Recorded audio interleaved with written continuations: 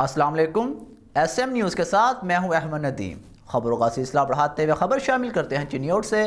جشن چنیوٹ کے حوالے سے افتتاحی تقریب کا انعقاد ہاکی اسٹیڈیم چنیوٹ میں ہوا۔ اسی حوالے سے مزید تفصیلات جانتے ہیں اپنے نمائندے وسیم دورانی سے۔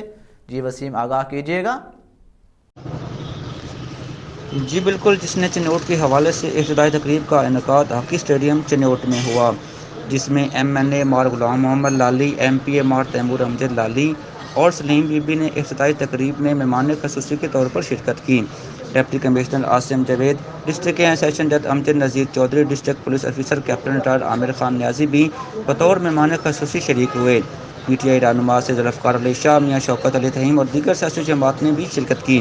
Boy scouts, Punjab police, rescue 112، jail police کے دستوں نے مارچ پاس کیا۔ تقریب میں شہریوں کی کثیر تعداد میں شامل ہوئے، جبکہ مہمان گرامی نے خطاب کرتے ہوئے کہا کہ لوگوں کی تفریح کے لیے ایسے پروگرامز کا انعقاد ضلعی انتظامیہ کا اہم اقدام ہے۔